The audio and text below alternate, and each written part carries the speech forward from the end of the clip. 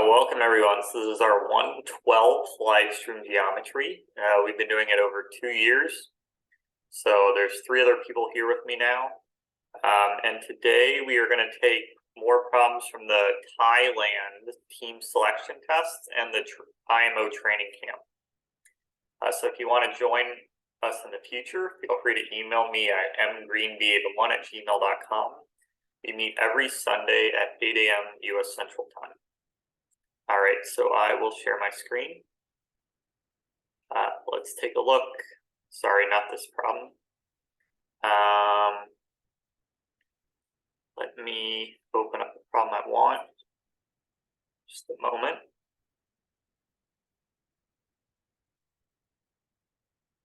All right, so here is the first problem I had. Are you guys able to see it now?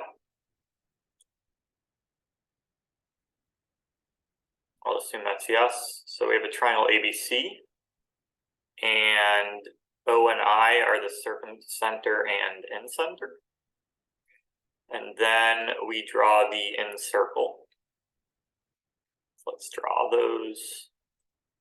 I don't have a tool yet for the feet of the angle bisector. So I created a bunch of tools, but I don't have one yet for that.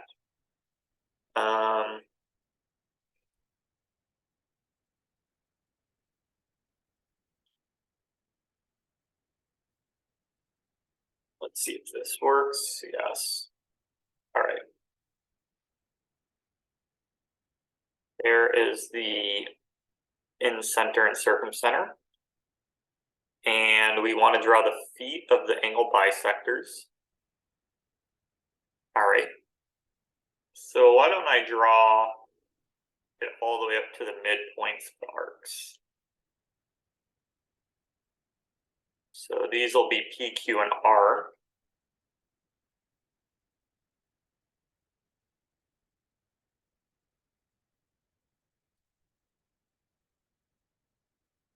Let's try to make this point look better. All right. So P, Q, and R. Why don't I also just draw these points?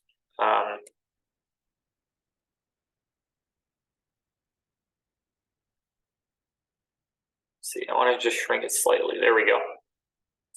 So like that. This will be P, Q, and R.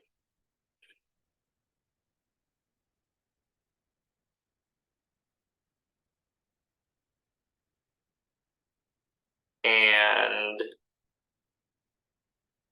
we draw the line OI. So let's first. It looks like Johannes is joining. All right. Hey Johannes, thanks for joining. Yeah, hey Johannes, thanks for joining. So we're on the first problem. We're taking them again from the Thailand Team Selection Test. So P, Q, and R are the feet of the angle bisectors. And then we take the line OI and we reflect it. Oh, we have to draw the tangency points of the incircle too. So this is kind of interesting. So this is D, E, and F. And we reflect the line OI over DE and DF. And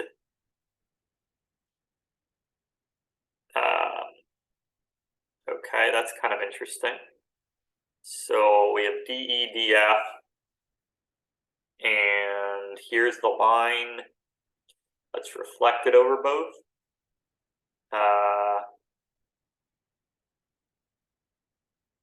So let's see what that does. We reflect it over both, and we want to see where the two reflections intersect. What does that mean?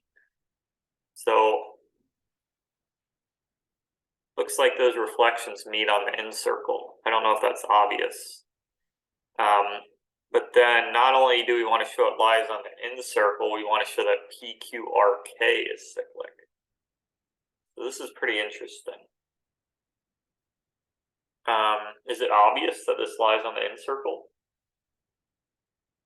Maybe it is, because maybe you could compute the angle between these two. Actually, I'm not sure. And let's check that the problem statement's true. So PQRK.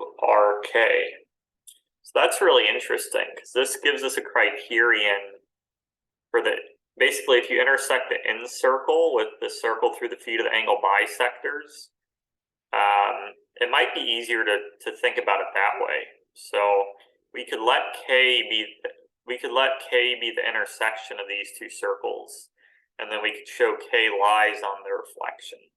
I actually think I might like that better. So yeah, why don't we do that? Define K to be the intersection, and then prove that the reflection of K over DE lies on OI, and then the same argument could be used for DE. So yeah, we could first show it for DF, and then the same argument would apply to DE. I kind of like that. So just to make things easier, I'm going to let this intersect the circle at these 2 points, L and M.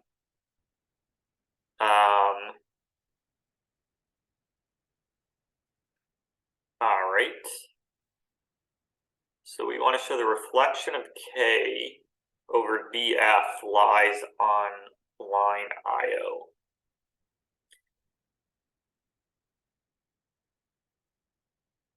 It's kind of interesting. I'm trying to think of the best way to draw this diagram. How do I make it look like those circles are far apart? Maybe if it's like a more obtuse triangle, maybe something like that. That looks okay. And these circles, they probably intersect in 2 points, right? Not just one. So they're going to intersect in 2 points. I need to show, yeah, so what's the difference? How do I distinguish between these two? That's kind of the only issue with this approach. I'm saying if I reflect K over DF, then it lies on that line. But what if I reflect N over DF? That's nothing special. So,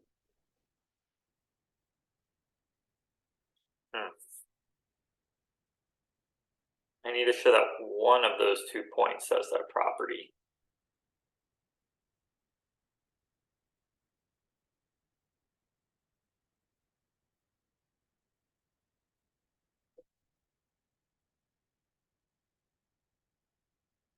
Let's see.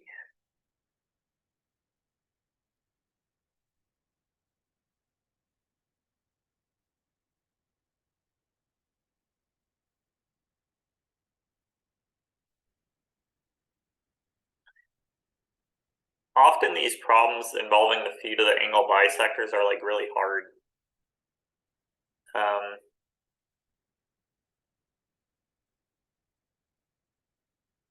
We know that these are perpendicular, DF and BI. Maybe it's worth drawing the center of this circle.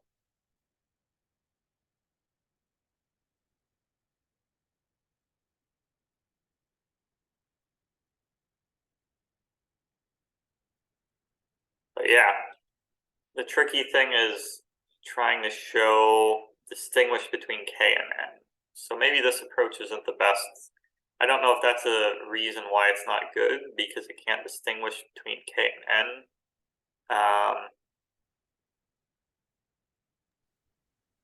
I think a good way to distinguish between K and N is to show that the orthocenter of DEF lies on line OI, and then the reflections of OI over all the sides intersect on the end circle. Oh, really? Okay, so the orthocenter of DEF lies on OI? Yeah, I don't know why that's true, but if that were true, that is equivalent to these 3 points intersecting on the circumcircle. These 3 Okay. lines, sorry. Oh, in circle. Interesting. Okay. So actually, I think I've seen this before. I forget the proof, but now that you mention it, it looks familiar. So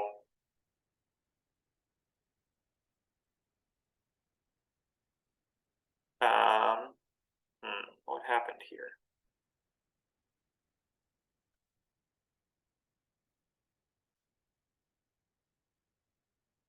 There we go. Close this. So someone wrote something in the chat. Yeah, it's like a lemma. Let me think. I think it might be like something related to symmedians. I'm trying to move the label for point I. There we go. Or the Schwatt line or something. It looks very familiar though. Let's see. It's been on the Balkan Math Olympiad. Okay.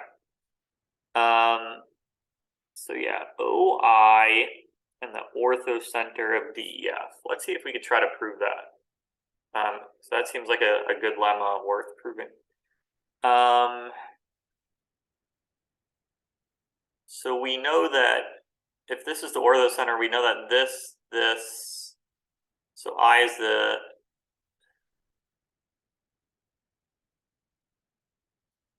oh no, I'm thinking this, and the antipode of I are collinear. So basically, if this is D prime, then TD prime is going to pass through this point.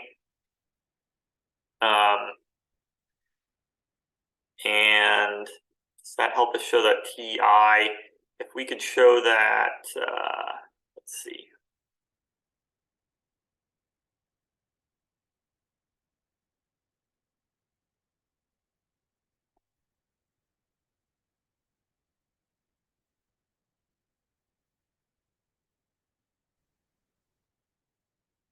It does look familiar. I agree.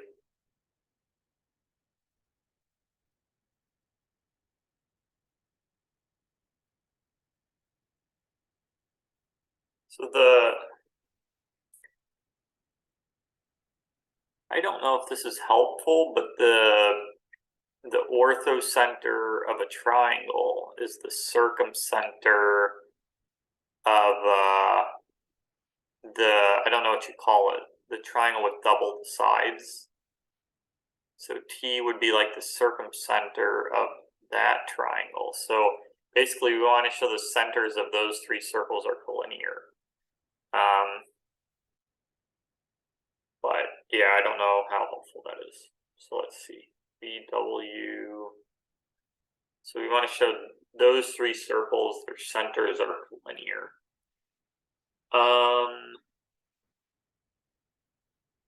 Yeah, I don't really like that. So I'm just going to undo that.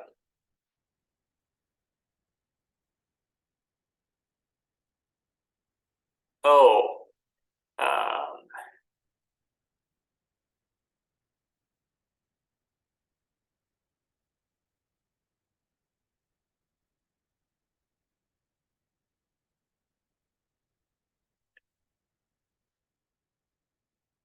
okay, let's assume, okay, so basically this is a line through the orthocenter. So the reflections, so like K is like the anti-Steiner point of this line, right?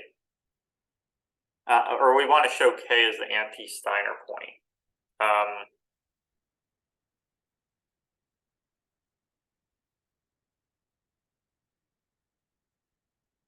Do you know any properties of the anti-Steiner point of a line?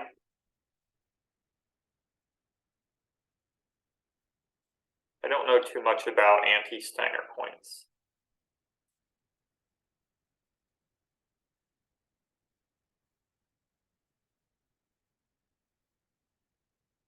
Let's see. I'm going to look it up on Wikipedia. Anti-Steiner point.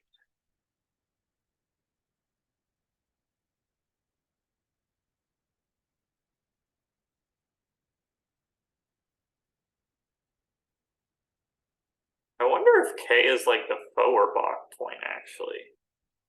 So I could try drawing a 9-point circle. Which point? Oh, never mind. Okay, Feuerbach.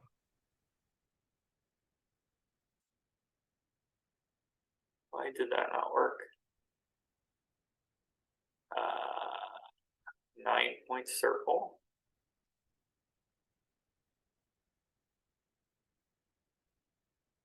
I don't know why that didn't work. Let's see.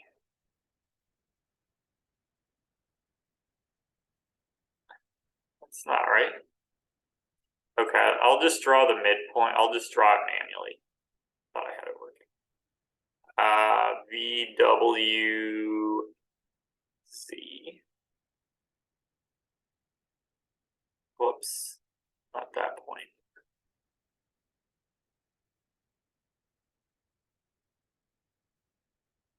Z. V. Okay, so yeah, K is the Feuerbach point. I think that's a well-known fact, actually. The Feuerbach point is the anti-Steiner point of this. So now that's really interesting. So the Feuerbach point lies on a circle through the feet of the altitudes. Is that well known? I've never heard of That's that before. the definition, I think. Can Like, I just think throw- I think Feuerbach's theorem is just that the 9-point circle and the incircle are tangent, and the Feuerbach point is the point of tangency. Yeah, so it's the point of tangency, but then it also, if this problem's right, then it lies on a circle through P, Q, and R. So that I've never heard of.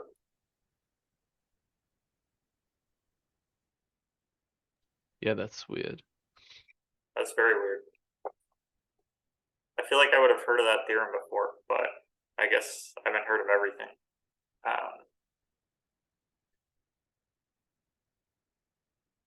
I know I've heard Serdar.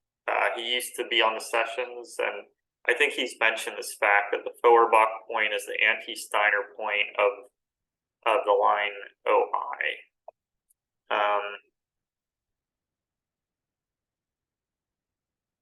I just forgot that he mentioned it, but so what do we get if we basically, so this line would be the reflection of OI over EF, and this was really interesting.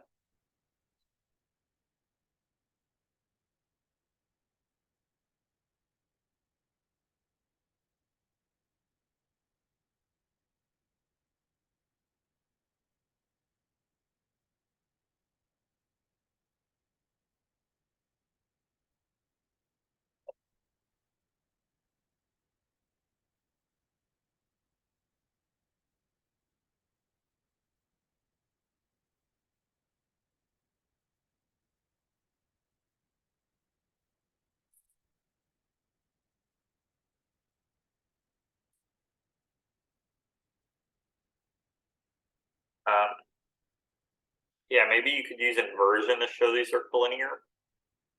Just have to invert about the right thing. So, like we could invert D, E, and F about the incircle. What do we get when we invert O?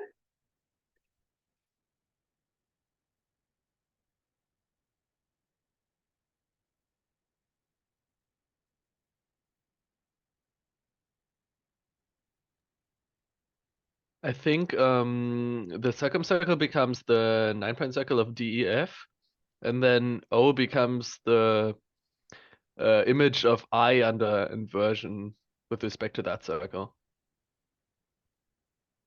So you're inverting about the incircle?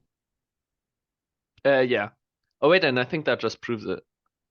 Okay. Because So O inverts to O prime. You said the circumcircle inverts to the 9-point circle DEF? yeah. Okay. And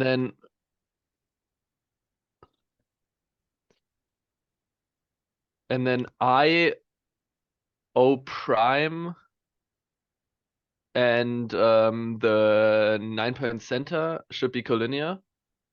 So OI is the Euler line of DEF, and that proves it. Oh. Okay, so T goes to the 9-point center. So T inverts to C1, is what you're saying? No, I'm just saying that I don't care about T at this point because the Euler line inverts to itself Yeah. because it's a line through I. But we know that the circumcenter of ABC and O prime must be collinear with I, and we also know that it is collinear with the center of just the Feuerbach circle of DEF. Okay. So how do we Because know? that's the image of the circumcircle. So the inverse of O prime. So sorry, O prime. What are the points that we know are collinear? O prime. So O prime lies on lies on the line through I and the center of the 9-point circle of DEF. Oh, because that is the image of the circumcircle. Okay, because yeah, basically we have two circles. So okay, it's just by symmetry. Since the circumcircle inverts to this circle, then the center, then OI and the center of this have to be collinear. So OI and C1 are collinear, and so O prime doesn't even really matter, right? Yeah, no, not really. Yeah. So OI and C1 are collinear. And I, C1, and T are collinear because they lie on the Euler line. That makes sense. So that proves that.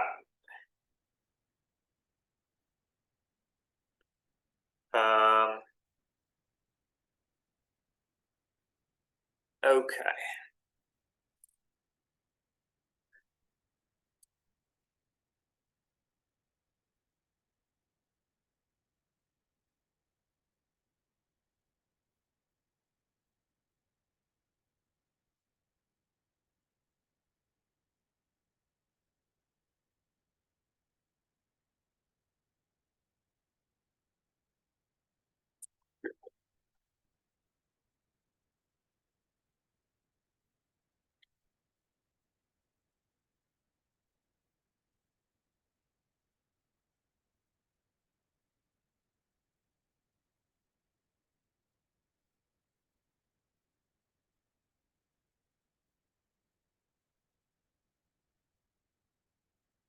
So yeah, this probably is like a well-known property of the Feuerbach point. I've just never seen it before.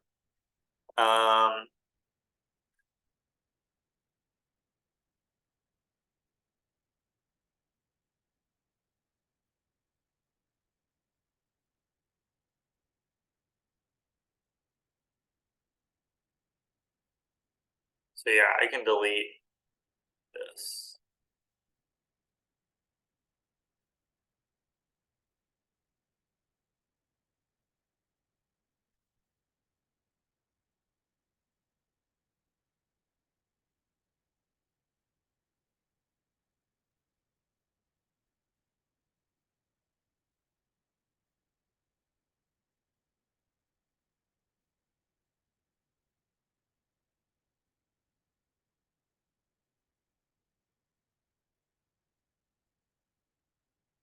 So yeah, I think we can like I'm just gonna assume for now that K is the anti-Steiner point of this line, then which is the Feuerbach point.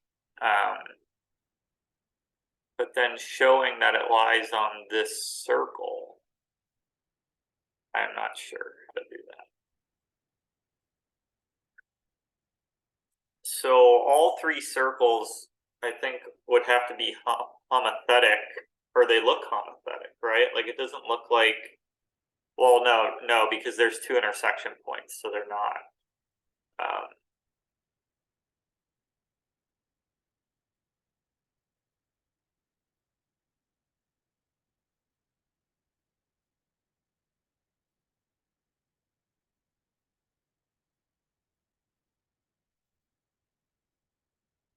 Okay, so to show that this is cyclic, we use the power ratio lemma.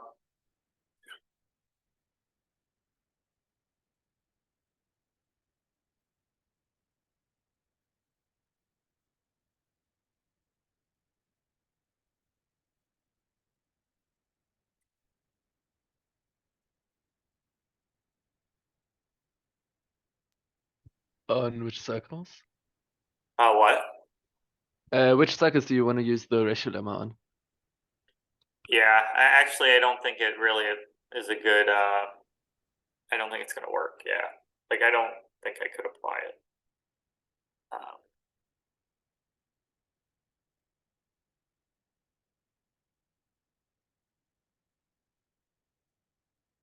So, yeah, what's the best way? Yeah, it's a very weird thing to prove, showing that a Feurbach point lies on another circle.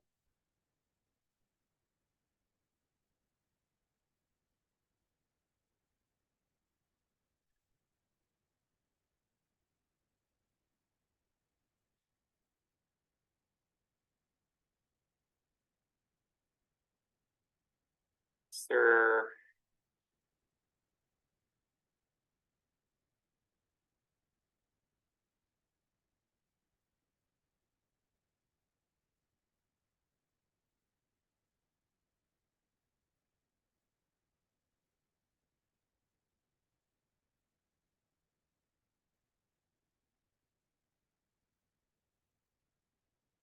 I bet it's on the Wikipedia page for Feuerbach point. Let me check it.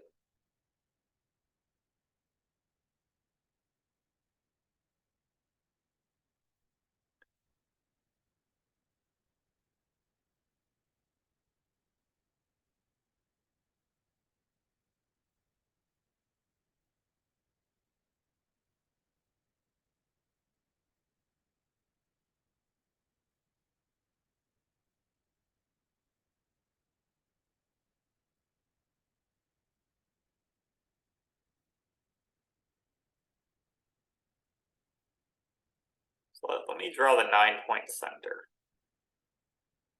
So that should be collinear with I and K.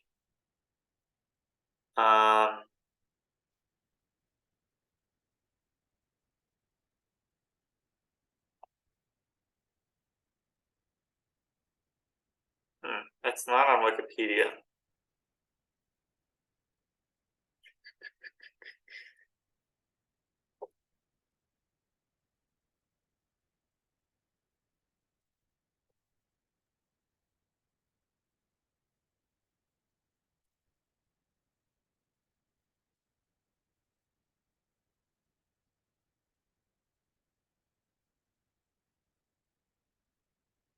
So yeah, what would be the best way?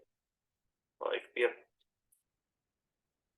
how do we show something cyclic? We have an angle chase, power of a point.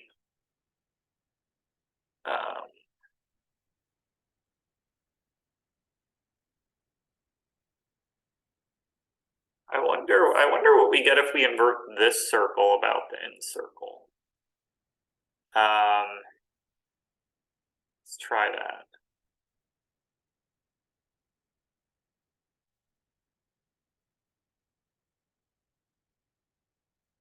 Is it anything special or? So K should go to itself. The 9-point circle of ABC, does that go to anything special?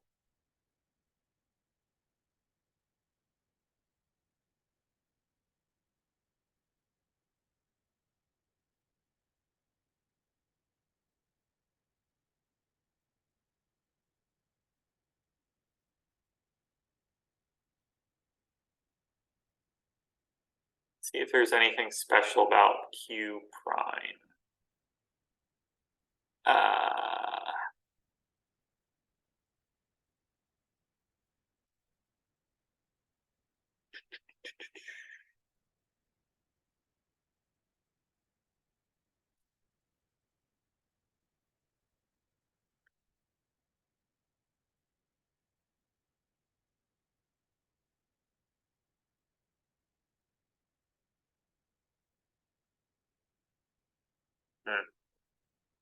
Yeah, I'm not sure if that's a good way to do it.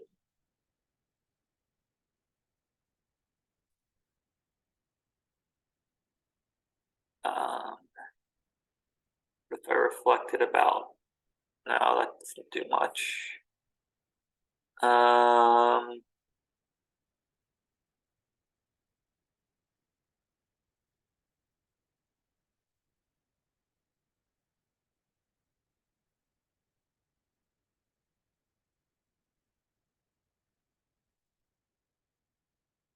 Let's try inverting K.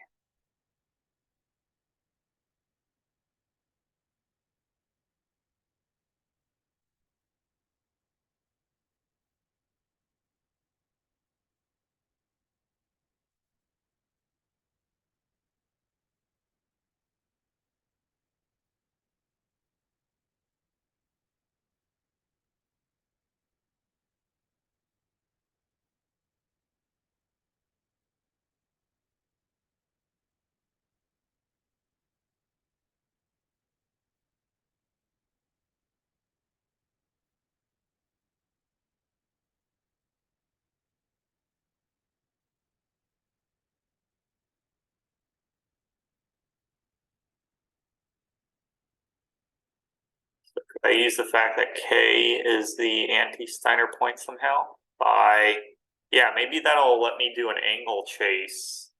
Yeah, it's probably much easier to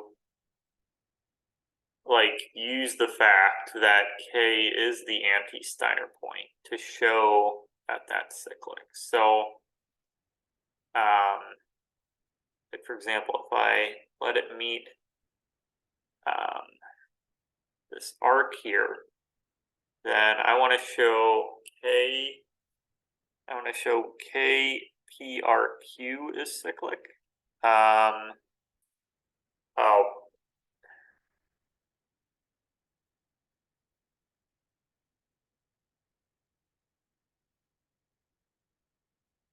yeah, maybe it's not as easy as I thought.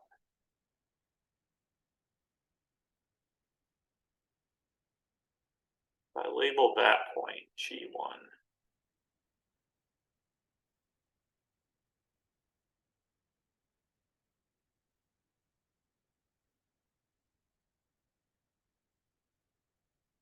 Yeah.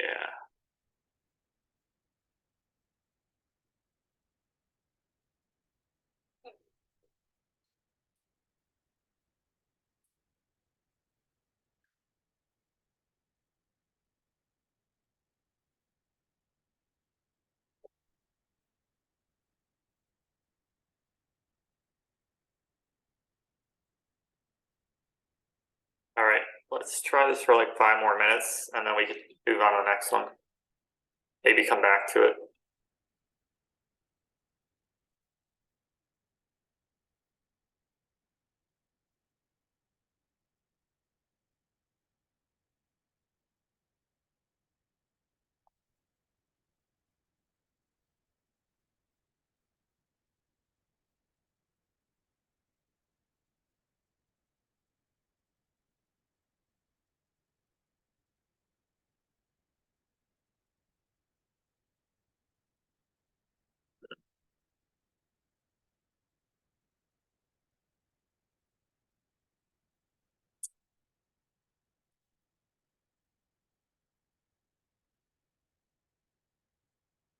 Yeah, I bet this might be on the Encyclopedia of Triangle Centers website.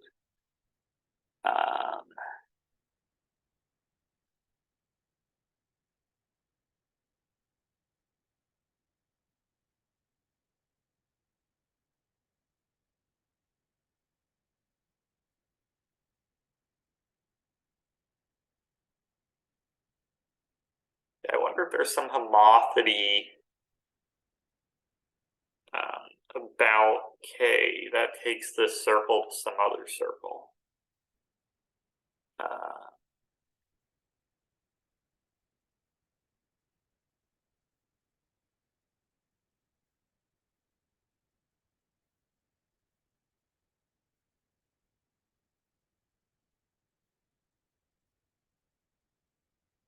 Oh, isn't there some really hard problem that says like the 9-point center of ABC? So D is the 9-point center, or D1. The 9-point center, the orthocenter of PQR,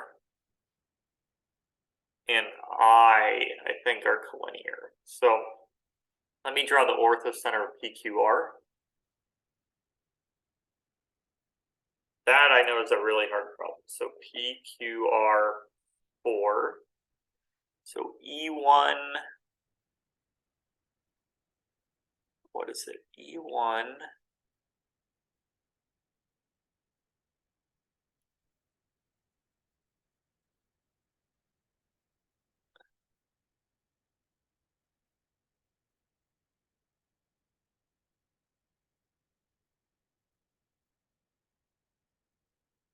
there's some really hard theorem that says like, I forget what it is, but it's about the orthocenter of PQR. It like lies on some kind of special line.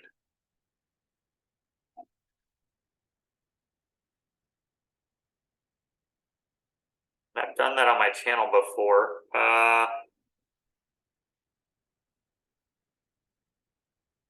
I think I3435 has it in his blog. So let's see. I'm gonna go search it.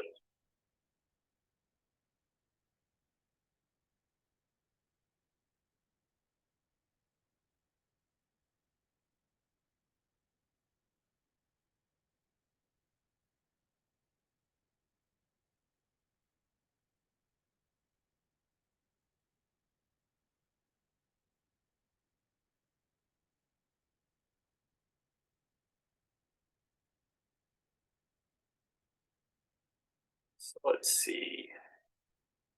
It's got to be somewhere on his blog.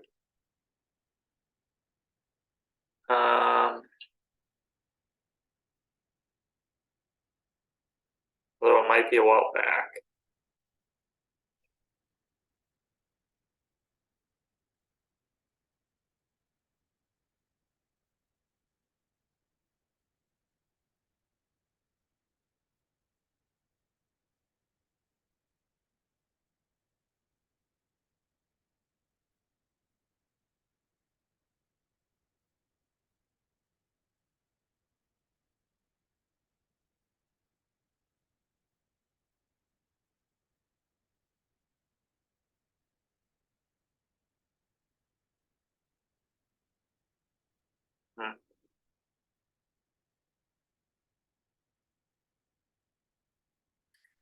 So let me try to remember this. So I know there was some property where like if you have the theta of the angle bisectors, so PQR, then you take the orthocenter of it. Let me see. Did I draw that here? So E1, that's the orthocenter of PQR. And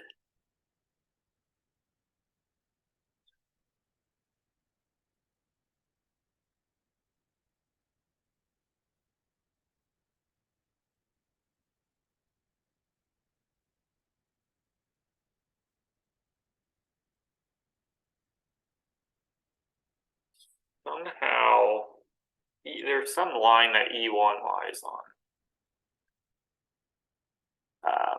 I must be missing something.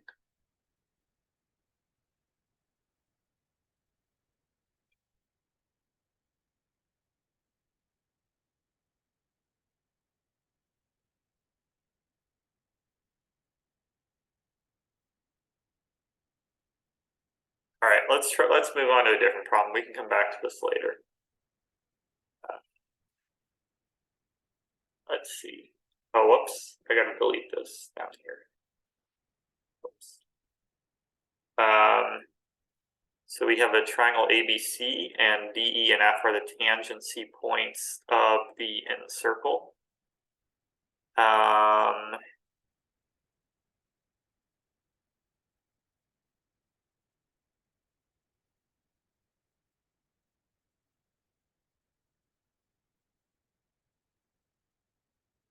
All right, so let's also draw the incenter.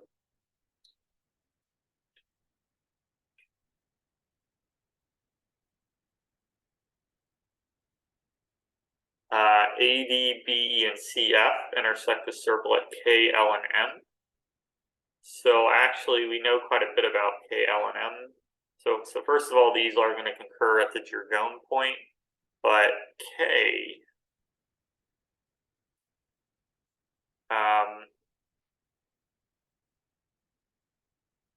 like we can always do a lot with poles and polars when we have points K, L, and M. First of all, so that's the Gergonne point. And A, K, G, and D are in harmonic conjugation. And the tangent at K, E, F, and D concur, so we know a lot about this figure. And why are AG, KD harmonic? I would think that like AG, D, AG and D are harmonic with the intersection of AD with EF. Yes, and those actually all concur because, or I think they concur. Yeah, they do concur, but I'm confused why. Like you said, AG, KD are harmonic. Yes. Oh no, I'm sorry. AG this point and D. Yeah, you're right. Not Okay. AG, K, and D. No, good point. So the problem says the tangent line at K intersects EF. So this would be point X. And the reason why these concur, oh yeah, the reason why these concur is because, sorry, AG, I'll call it something other than H. Basically, AG, P, and D are harmonic. And so that means that P, since X lies on the polar of A lies on the polar of X. Oh yeah, we don't even really need, we could just use that fact to prove it, right? Yeah, so since X, we could just define X to be the intersection of these two. And then since X lies on the polar of A lies on the polar of X, so therefore XK is tangent. Okay.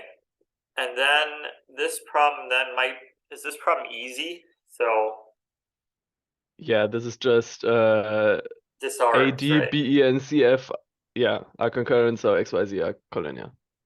Yeah. Okay. So this is just disargs. It's too easy. So on ABC, X, Y, and Z. All right. I'll type it up quick. It goes from too easy to too hard and too easy. Yeah, it's hard to get the right difficulty. Okay. So I'll say let EF intersect BC at X prime. Then we can use poles and polars.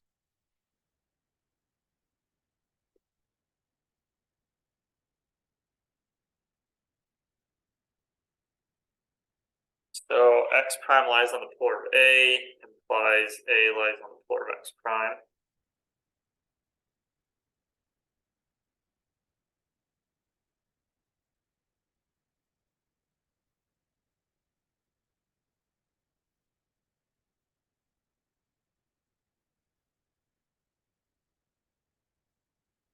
Oh, whoops, I made a mistake again. There we go. And that means that x prime k is tangent to the encircle, which means that x prime equals x.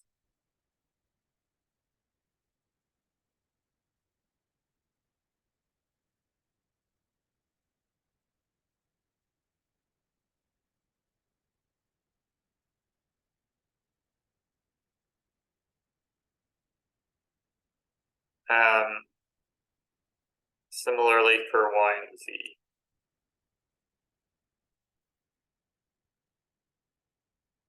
And then by Desargues' theorem on triangles ABC and DEF, x prime, y prime, and z prime are collinear, or x, y, and z are collinear.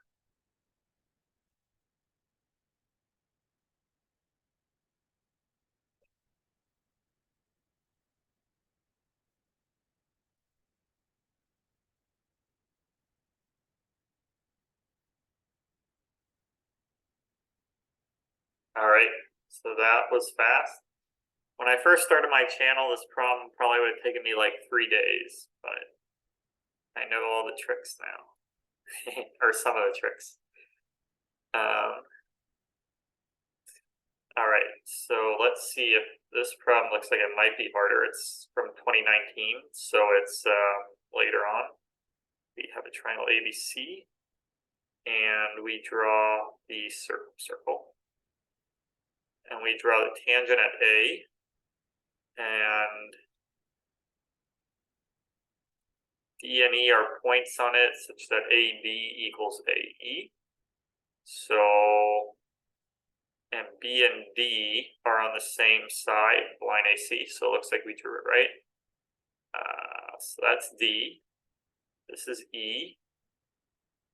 And B and D lie on the same side of AC.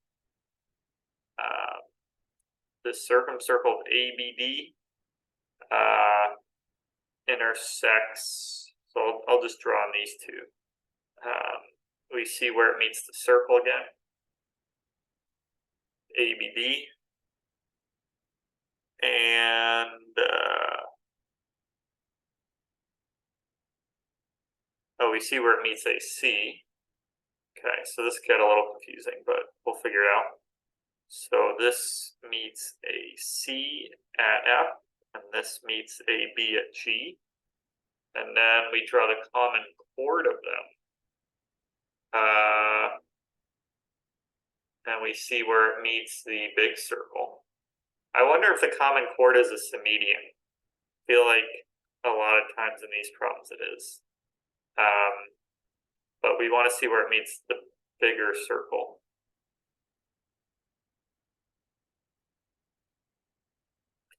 So let's rename this as K, and then this is H. I am 50% sure that AH is a symmedian. So we'll see soon enough. Let K be the reflection of H across BC. That should be the Humpty point, if that really is the symmedian. Oh, I already named this K.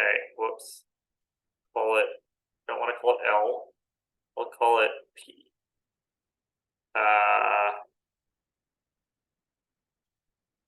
Yeah, let me just check if it's really a symmedian. I feel like that might save me some time. So we have 27.51. Yep, it is. I was 50% sure. Now I'm 99.9, or basically 100% sure. So this would be the Humpty point in that case, and L would be the intersection of BF and CG. We would want to show AK and L. Okay, so we still have something to prove. Basically, but we know that the Humpty point lies on the median. So if we call this M, we basically just want to show that this point lies on the median, which is the same as showing FG is parallel to BC. So we want to show FG is parallel to BC. And that might just be like a spiral similarity. So let's see. So but we still need to show that this is a symmedian. All right.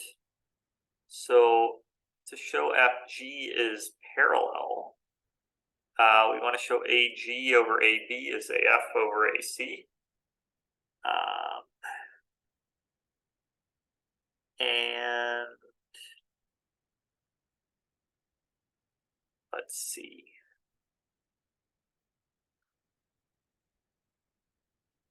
So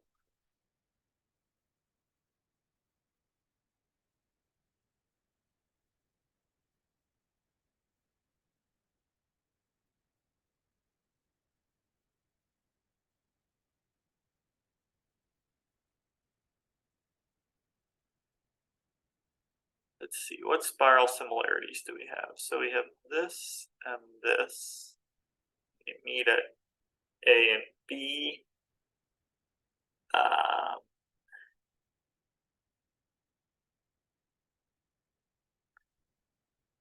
So I guess ultimately we'd have like ABP is, oh, maybe AGP,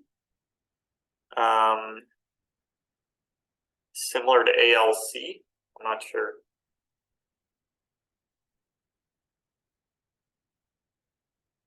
Maybe. Oh, you know what? Maybe we could show PBG is similar to PFC. Because then we could, then that would prove it. That that's a symmedian. So angle PGB. Oh yeah, okay, I think that proves that because so angle PGB is PCF and PFC is PBG, right?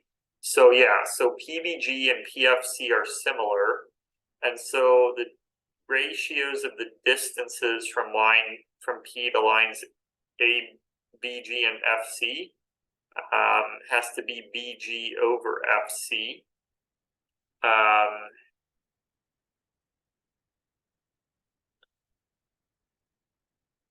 And we want to show that's okay. So if we can show FG is parallel to BC, that would solve the whole problem because then that would prove that AP is a symmedian. And then that would prove that K is the Humpty point, and that would solve the problem. Okay. And BG over FC, well, actually, proving either would solve the problem. If I prove AP is a symmedian, that would solve it. And if I prove that FG is parallel, that would solve it. But I don't know which one I should prove first.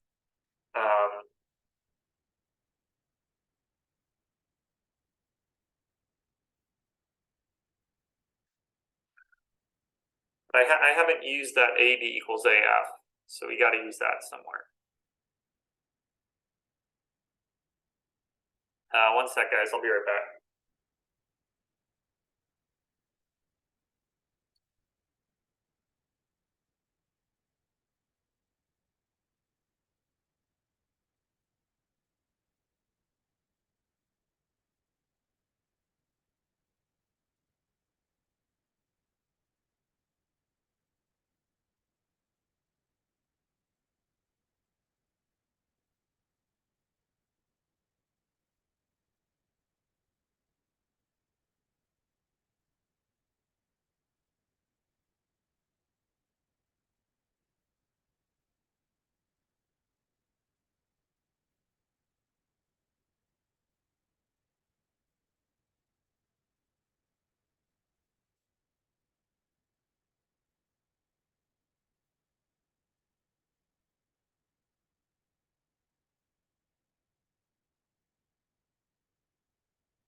All right, I'm back. So yeah, how do we use that AD equals AF?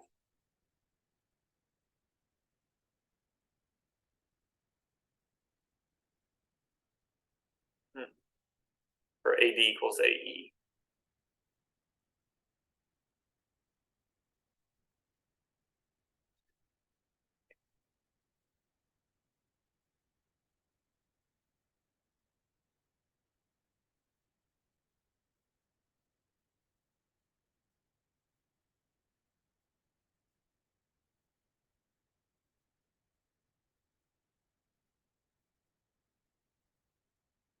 I wonder if AP bisects angle PDE.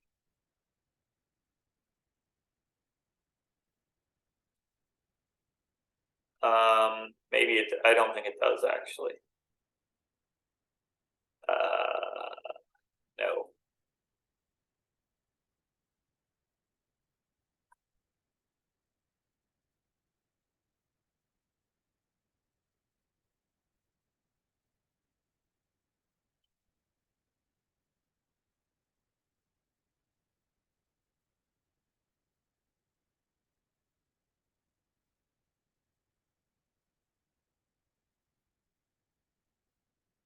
So D and E have the same power with respect to the big circle.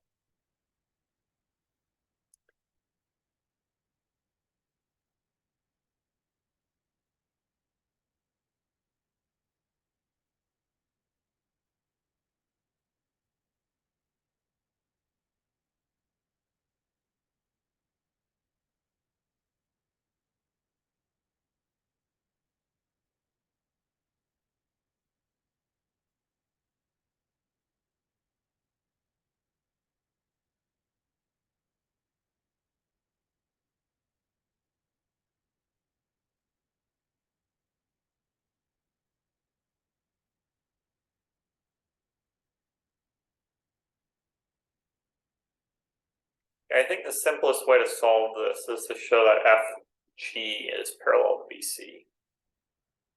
It's just a matter of how to do that.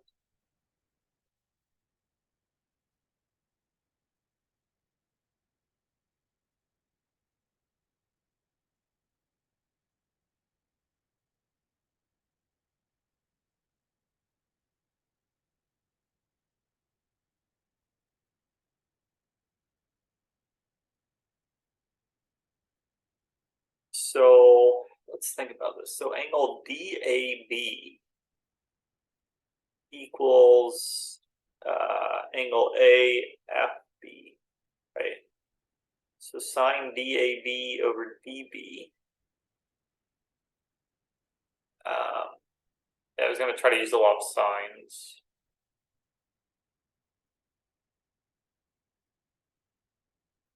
Wait, was that right? Oh, no, DAB is ACB. Sorry. So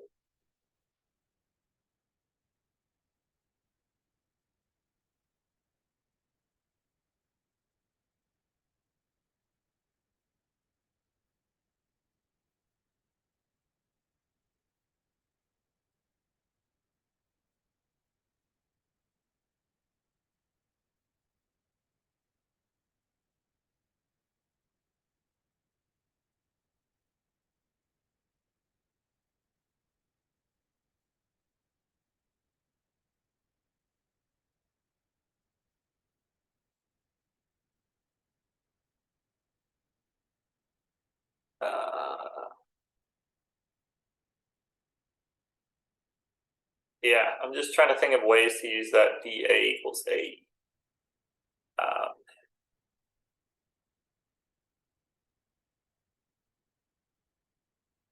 That would mean a PA is a median of PDE.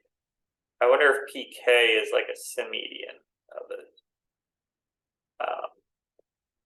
Could be.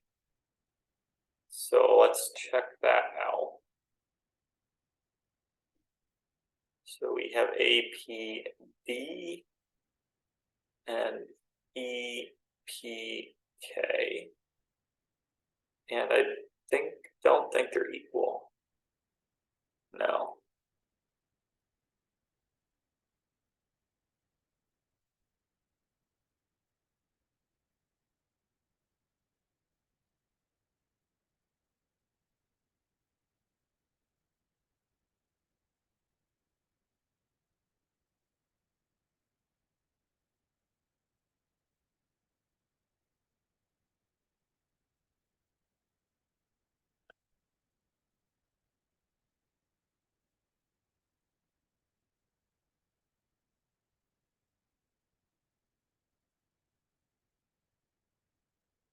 What if I try this?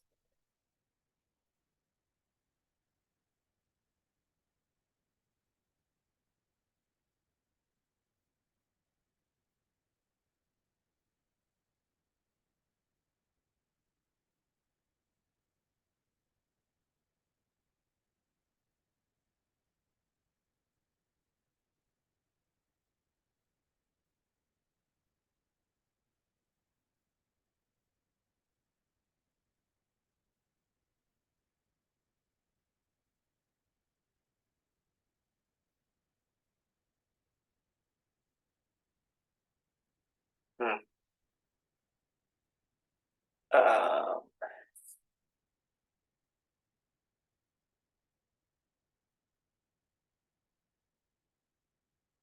there's got to be some trick here. Yeah, how do I use that? This is tangent and BA equals AE. That's the trick to the whole thing. I wanted to use a lot of signs. So wait, that would mean angle DAB is ACB and EAC is ABC.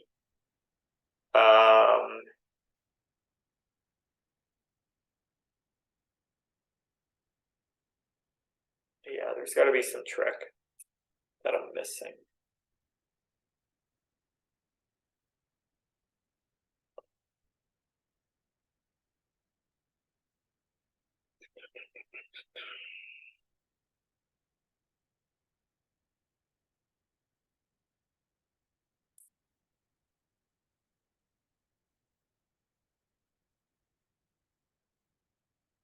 So I wonder if HK is a symmedian of HDE. That could be the trick to this problem.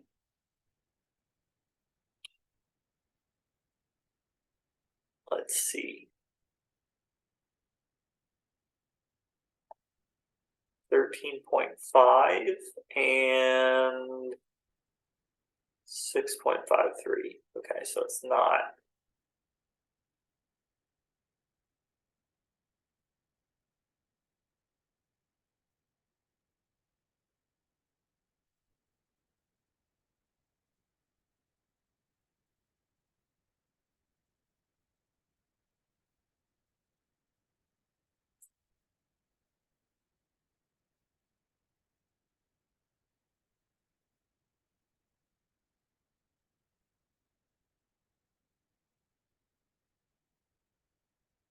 Can I say anything about this point? Because we have CF times AC is CI times BC.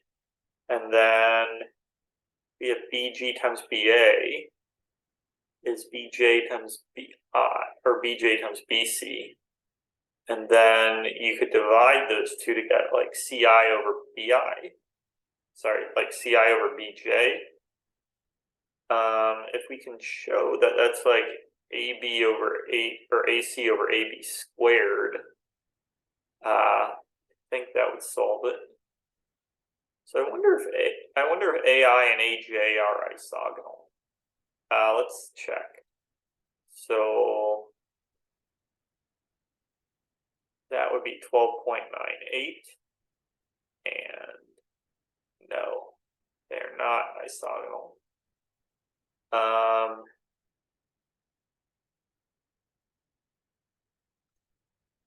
What about this? So JBP 17.75 and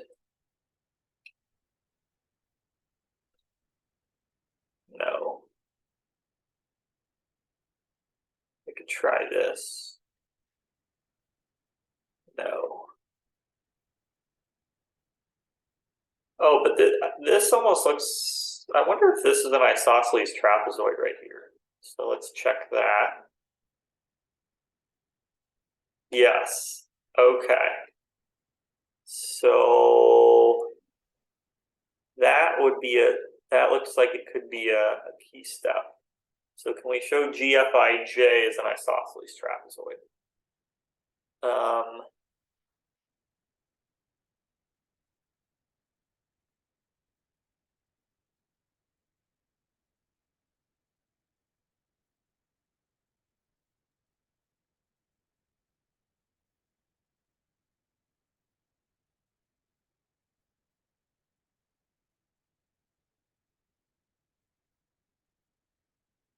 So basically by the radical axis theorem, GJ, FI, and AP should concur.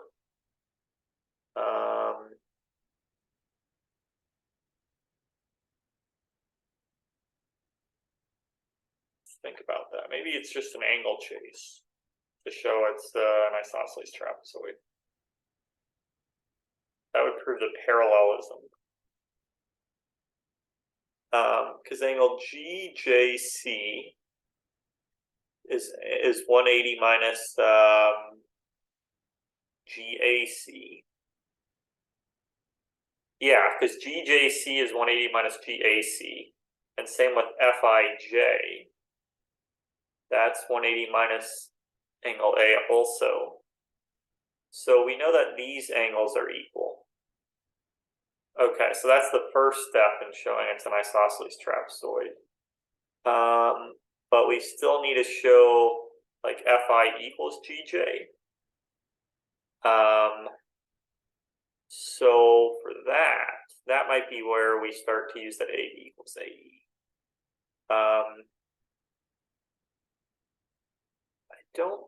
I wonder if they equal A. Let's see. So where's my measure? I would be surprised, but it's worth checking. 13.6. Oh, they are equal. Interesting. I know I've seen. Oh yeah, because I think ADIF is an isosceles trapezoid. Yeah. So can we show ADIF as an isosceles trapezoid? Is that obvious?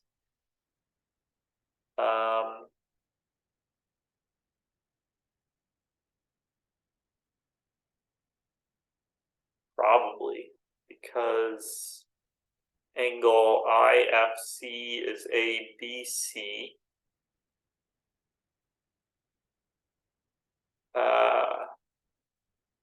And we want to show ABC is 180 minus DAC, and that's just an angle chase. Yeah, okay, so I've solved it. Okay, so ADIF is an isosceles trapezoid, and EAGJ is an isosceles trapezoid. So from there, we have that GJIF is an isosceles trapezoid. And so that means GF is parallel to BC, and then the rest follows from there. So, all right. So I'm going to write this up. This is kind of interesting.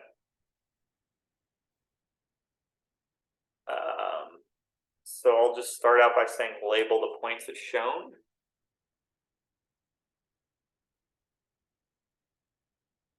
Because I'm lazy. Okay. Oops. No, not the, I still want that, but not the LaTeX. Okay, so angle FIC is angle BAC, which is 180 minus angle BAC. Or I could just say, yeah, I'll just write it like that. So angle FIC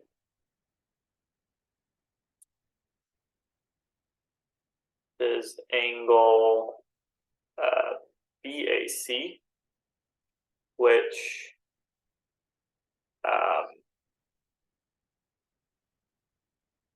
is angle EAC, which is 180 minus angle DAC.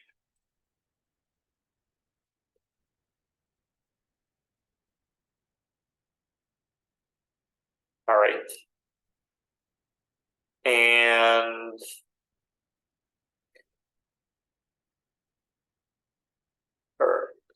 sorry, this should be, so wait, F. No, I want IFC. Okay, now I'm confused. I think I messed up here. I want IFC. Is ABC.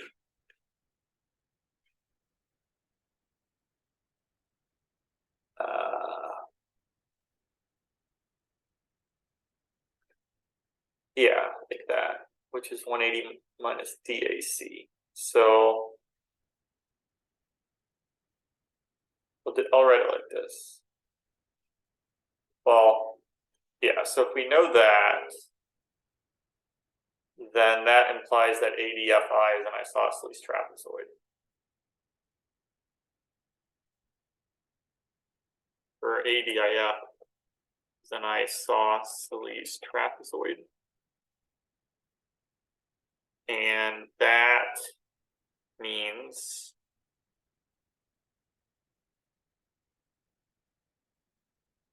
so similarly, so ADIF and AEJG.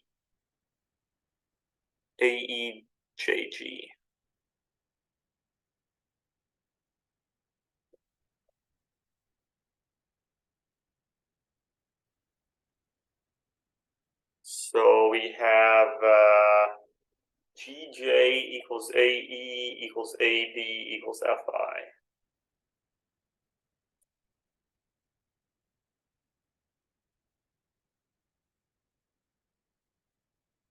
And so, and then an angle chase would just show that this is an isosceles trapezoid because angle GJC is 180 minus angle A, which is angle FIJ.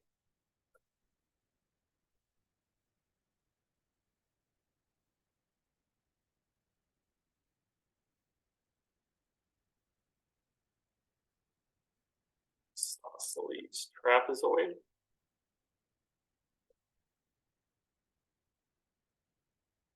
And once we know that, that means that GF is parallel to IJ.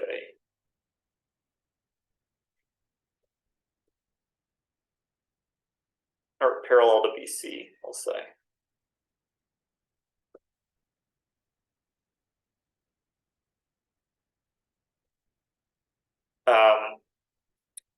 So then by Cheva's theorem, yeah, G, L, and M are collinear. Or A, L, and M are collinear.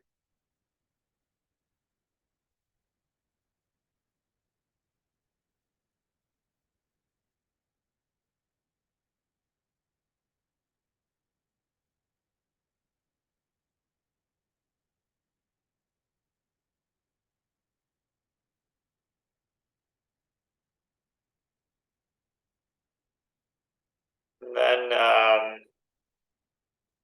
we have, so we can show that PBG is similar to PFC by an angle chase. So angle PBG is angle PBA is angle PFC.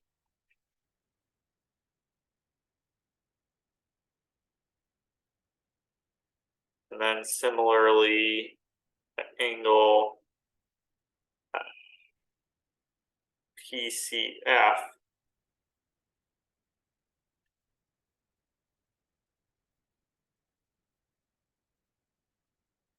is equal to angle PGB. PCF is PCA is PGB.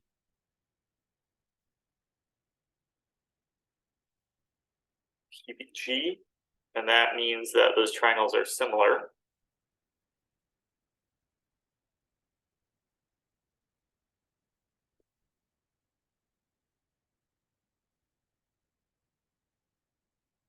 And once we know those are similar, then we know the ratio of the distances from P to line BG and P to line CF are that would be the same as BG over FC, which would be AB over AC, which means that P is on the symmedian.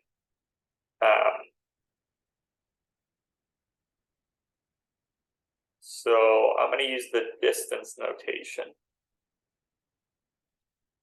So this similarity means that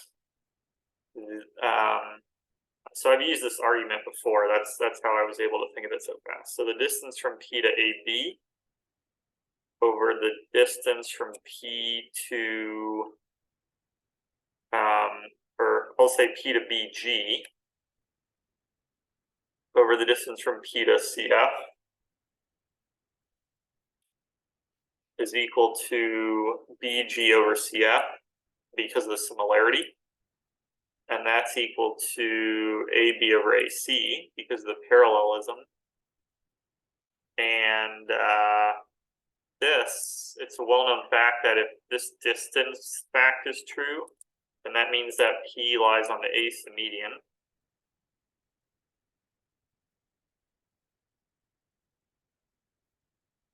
Symmedian. Okay. And so therefore AH is the A symmedian, which means that K is the Humpty point, and then it's well known that that lies on the median. So AH is the A symmedian, implies that K is the A Humpty point. That's well known. And that implies that A, K, L, and M are collinear. All right, anyone have any questions on this? Does that make sense?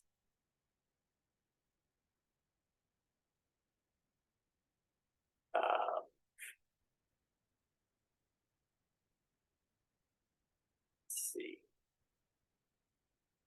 But I used a lot of facts here. Thanks. All right. So let's see what time it is. It's 10:20, so we're about halfway through.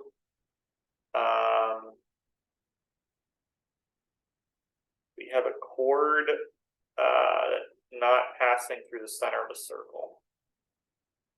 So we have B, C. And point A varies on arc BC. So let's call this O instead. So that's O, and that's A. And then we project B onto AC and C onto AB. So what if I do it like this instead? Because then I guess that would be major arc BC. So this is a weird way of writing the problem. Usually you'd start with triangle ABC, and you'd say let O be the circumcenter and E and F be the actually, you know what? Let me just cheat here and use this. There we go. Isn't that cool? I don't know why H isn't showing up, but that is a lot faster. And then we draw the tangent to AEF.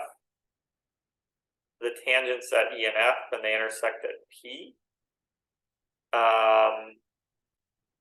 Oh, this actually looks a little familiar. So let's see. Like, yeah, P is going to be the midpoint of BC. That's pretty well known. So, oh, where did I find? Oh, the tools. I actually built these tools, if you were wondering. So they didn't come with GeoGebra. But yeah, one of the people on this channel showed me how to build the tools.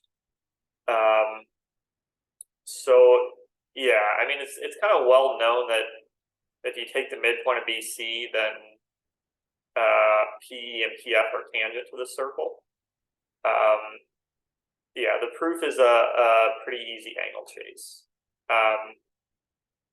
So I will kind of skip that for now. So H be the orthocenter. T is the intersection of EF and BC. This is too easy. Yeah, so I think this is like video 5 on my channel. I proved this, but it's very easy to show that TH is perpendicular to AT. So that's the same as showing H is the orthocenter of TAP.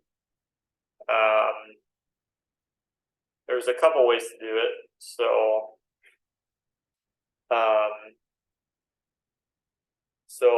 AT in this point right here should be collinear. There's many ways to do it. So like one way is, so by the radical axis theorem, EF, BC, and AG have to concur at T. And then once you know that, it's well known that PH and this point are collinear. And so this would have to be the orthocenter of TAP, so TH is perpendicular to AP. I mean, that's one way to do it. Yeah, too trivial. Yeah. So I won't even write up the solution. Yeah, we might have to find harder problems. Let's try this one. So I don't mind some easy problems. I feel like it makes you more confident. I don't want every problem to be super easy. But it's kind of nice having a couple easy ones. So we have the ADF. Oh, I didn't label them right. It should be like this instead. AB. Oops, sorry. AB, BC, and CA. ADF. So we draw the incenters of these triangles.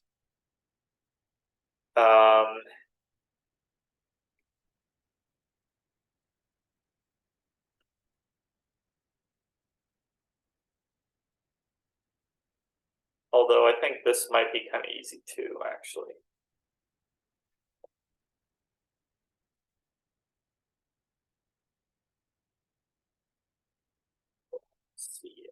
E, and then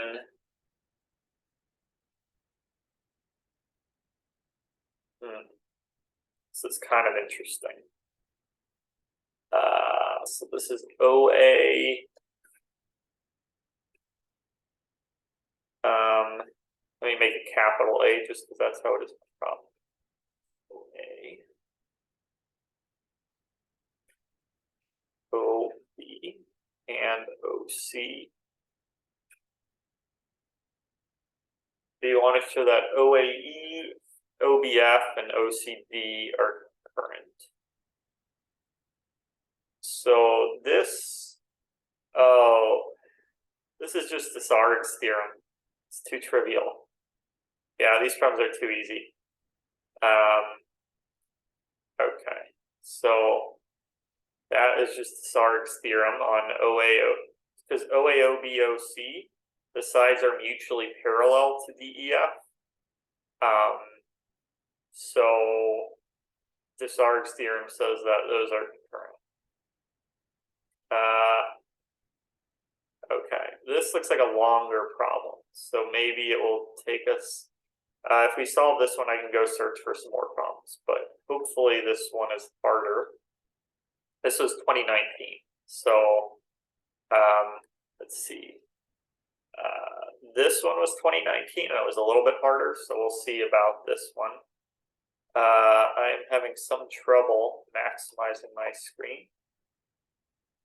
Whoops, no, I don't want to close. There's some keyboard shortcut to maximizing your screen. So if I use that, it might work, but let's see. I think it's like F10 or F11. F10 or F11. There we go, F11 worked. All right. So we have an interior point of a circle with center O. Where, what does it say? Where P, sorry, my screen sharing thing is, P is not O. Okay. So that seems easy enough. So that's P, this is O, and A and B are